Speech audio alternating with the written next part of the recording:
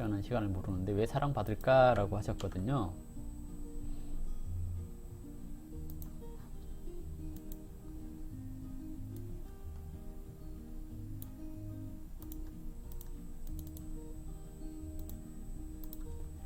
그렇죠. 이게 안 살 수가 없지, 코인을. 어쨌든 80%가 올랐습니다. 언제 팔아야 되나 고민하고 있거든요. 용돈벌이, 소소하게. 돈을 많이 벌어갖고 마누라한테 다 주고 싶은데 얼른 안 벌려. 이유가 뭐냐면 마누라가 받을 복이 없는 건가 하는 생각 들어요. 왜냐면 내가 돈을 많이 벌면 마누라 줄 거거든요. 이게 돈이 안 벌리는 이유가 마누라 탓인가? 농담입니다. 자, 볼게요. 이게 이제 생년월일인데요. 영국 왕세자비 미월에 갑인일주 그랬습니다. 근데 이제 겁재가 투관되어 있죠. 정관이 겁재를 극해주고 있습니다. 이것이 나쁘게 해석하면 내 남자가 다른 여자들 사이에 있어요 라고 얘기를 하는 건데요.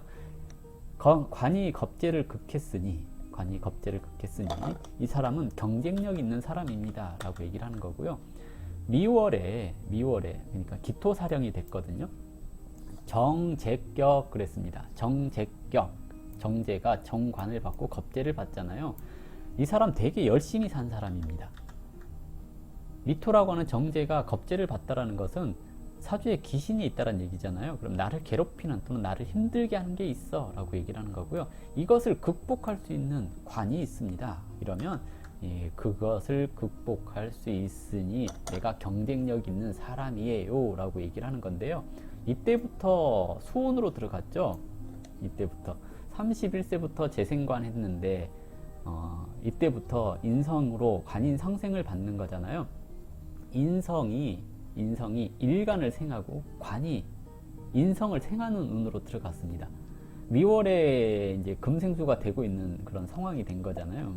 남편의 사랑을 받게 되는 거고 남편으로 인하여 내가 안정적이고 편안한 상황으로 가게 됩니다 라고 얘기를 하는 거죠. 그래서 좋은 사주죠. 좋은 사주입니다. 경쟁력 있는 사주다 라고 얘기를 하는 겁니다. 태어난 시간을 모르는데요. 이제 태어난 시간이 어떻게 됐느냐에 따라서 조금 달라지겠죠. 네.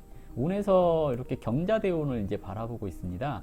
편관이 운에서 왔습니다. 정관도 있고 편관도 있으니 이 사람이 재생관도 하고 재생살도 할 것 같죠. 그러면 또 이제 이혼한다는 말이 나올 수도 있을 것 같은 느낌적인 느낌도 들고 그렇습니다. 이혼이라는 게 한 번이 어렵지 두 번, 세 번은 쉽다고 얘기를 하더라고요. 이제 시기적으로 올해 같은 시기가 월령을 충했습니다. 백호가 발동한 건데요. 정화가 움직였거든요. 혹시 이분이 애가 있으십니까? 혹시 애가 없으면 올해 임신 뭐 이런 거 가능하죠. 애가 없으면 임신 이런 거 가능할 때입니다. 애가 없으면 임신 가능한 거고요. 애가 있으면 자녀의 건강 이런 거 좀 신경을 써주셔야 될 때가 아닌가 라고 생각을 합니다. 태어난 시간이 있었으면 조금 더 정확하게 얘기를 했을 것 같은데요. 아들 낳았어요. 아들이 있구나. 아들 건강 같은 거 좀 신경 써주셔야 될 것 같고요. 딸 임신했어요. 그럼 이거 이제 출산을 하는데 뭐 제왕절개 이런 걸 얘기를 해볼 수도 있어요. 애 생기는 시기거든요. 이런 때가. 그러네. 이것이 이제 드러난 것 같아요. 출산을 할 때 백호가 동해서 출산을 하니 제왕절개를 한다거나 그럴 가능성이 있습니다. 라고 얘기를 하는 거고요. 축토가 와서 올해 축토가 와서 유축 합하면서 사화가 배우자 궁에 형사를 띠죠. 그러면 이제 배우자와의 트러블이 조금 있을 겁니다 라고 얘기를 해볼 수 있습니다. 또는 아는 사람한테 약간의 사기수 이런 것이 있을 수 있습니다 라고 얘기를 해볼 수가 있겠죠. 그리고 이제 태어난 시간에서 이제 문제가 될 수 있는데요. 편관이 운에서 왔으니까 이분이 그러면 왕세잡인데 다른 직업을 가질 수 있나요?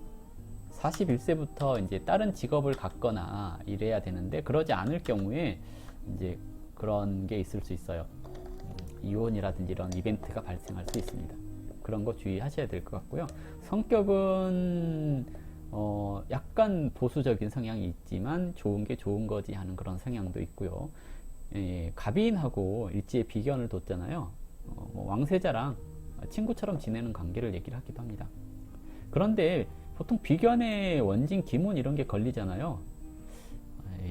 이런 얘기 좀 그렇지만 애정 관계에 있어서 남자만 좋아하는 게 아니라 여자도 좋아할 수 있습니다. 라고 또 얘기를 하긴 해요. 이제 좀 그런 식으로 얘기를 하긴 해요. 예, 뭐 그렇습니다.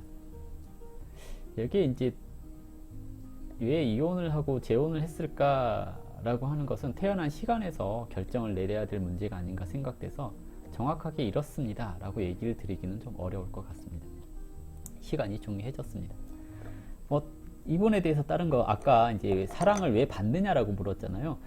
이제 태어난 시간에서 수생목이 되면 사랑을 받는 이유가 생길 수가 있겠죠. 계유시라든지 뭐 임신시라든지 이렇게 된다면. 그리고 이제 운에서는 이렇게 수생목이 되고 있어요. 금생수 수생목이 되고 있어요. 이러면 남편의 사랑을 받습니다 라고 얘기를 하는 거거든요. 대운이 사랑받는 대운이에요. 볼리비아 친구가 있는데 그 친구 집이 잘 살아요. 같은 동네 형이 미국 유학 갔을 때 메건이랑 사귀었다고 하더라고요. 잘 살고 있고 메건을 많이 좋아했대요. 예, 사주가 관용신이잖아요. 사주가 관용신이죠.